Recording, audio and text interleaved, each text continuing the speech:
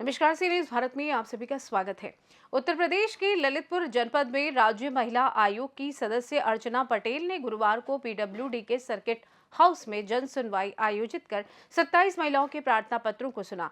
इनमें से 6 मामलों का मौके पर ही निस्तारण कर संबंधित महिलाओं को राहत दी गई। अर्चना पटेल ने जन सुनवाई के दौरान अधिकारियों की शिथिलता पर नाराजगी जताई और कहा कि कई शिकायतें सिर्फ अफसरों की लापरवाही के कारण अब तक लंबित हैं। उन्होंने मुख्य चिकित्सा अधिकारी डॉक्टर मोहम्मद इम्तियाज को फर्जी डॉक्टरों और फर्जी क्लिनिकों के खिलाफ कोई कार्रवाई न होने पर सख्त फटकार लगाई और साथ ही चेतावनी दी, यदि शीघ्र कार्रवाई नहीं हुई तो शासन को पत्र लिखा जाएगा। जन सुनवाई के बाद महिला आयोग की सदस्य अर्चना पटेल ने महिला अस्पताल और जिला कारागार का भी दौरा किया। उन्होंने अस्पताल में महिलाओं को मिलने वाली स्वास्थ्य सुविधाओं का जायजा लिया और महिला कैदियों की समस्याएं भी सुनी।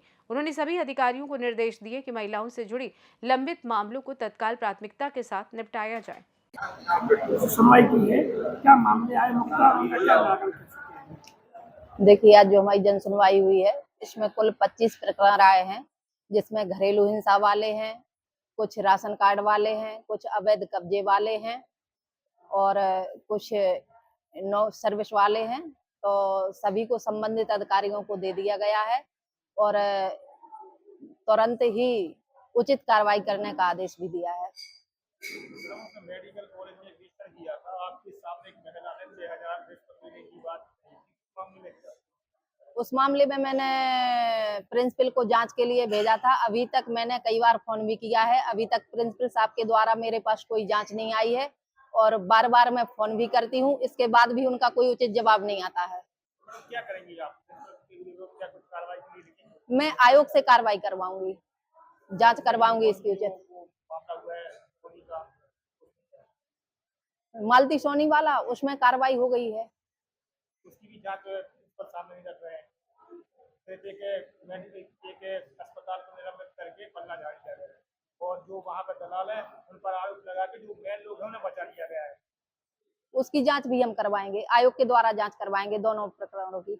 फर्जी क्लिनिक और फर्जी डॉक्टर, अभी भी एक मामला सामने आया और कई बार जांच हो चुकी है, लेकिन वो एक सीएमओ के ऑफिस के नीचे दब गई है। इस बारे में क्या कहेंगे? सीएमओ साहब से मैंने कहा है, अभी एक मैटर आया है चररऊ गांव का, एक बछरई का भी मेरे पास आया था, उसमें भी मैंने सीएमओ साहब से कहा था कि इस पे कार्रवाई करिए, लेकिन अभी तक कोई कार्रवाई नहीं हुई है।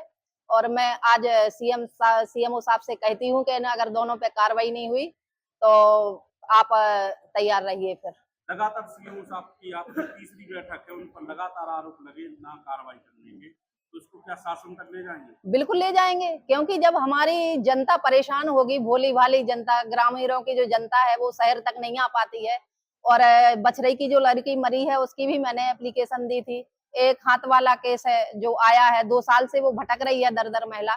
जब लोगों को न्याय नहीं मिलेगा, अगर एक बार में ही चलते लोगों को न्याय मिल जाए तो उन्हें भटकने की जरूरत कैसे पड़ेगी? जब न्याय नहीं मिलता तो लोग दर दर भटकते हैं और हमारी भोली भाली जनता के साथ छलावा होता है और सरकार की छवि धूमिल होती है। अधिकारी पर भी आरोप लगे, महिला द्वारा लगातार शिकायत, उस मामले में हम जांच करवाएंगे।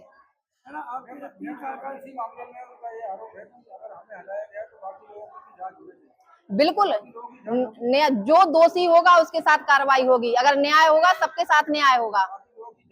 बिल्कुल जांच होगी, बिल्कुल जांच होगी।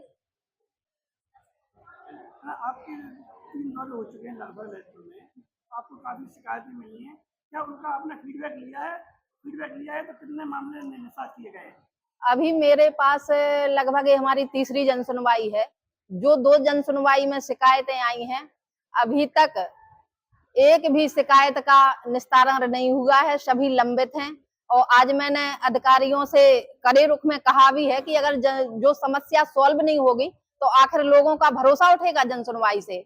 और जो माननीय मुख्यमंत्री जी की मंशा है, जिस मंशा से उन्होंने आयोग का गठन किया है और हम लोगों को भेज रहे हैं हर जनपद में, अगर हमें सरकारी सहयोग नहीं मिलेगा अधिकारियों का, विभागों का, तो कैसे हम निस्तारण करवा पाएंगे और सरकार की छवि धूमिल होगी। अभी तक तो ऐसा ही मानते हैं हम कि निरर्थक गई हैं। ललितपुर से सी न्यूज़ संवाददाता विकास सोनी की रिपोर्ट। राज्य महिला आयोग की इस जन सुनवाई से जहां कुछ महिलाओं को राहत मिली, वहीं अधिकारियों की लापरवाही फिर से उजागर हुई है। आयोग के सदस्य ने साफ शब्दों में चेताया कि अब और ढिलाई बर्दाश्त नहीं की जाएगी और सभी लंबित मामलों का शीघ्र निस्तारण होना चाहिए। फिलहाल के लिए इस खास रिपोर्ट में बस इतना ही। देश दुनिया की तमाम बड़ी खबरों को जानने के लिए जुड़े रहें सी न्यूज़ भारत के साथ। हर खबर आपके साथ, आपके हाथ।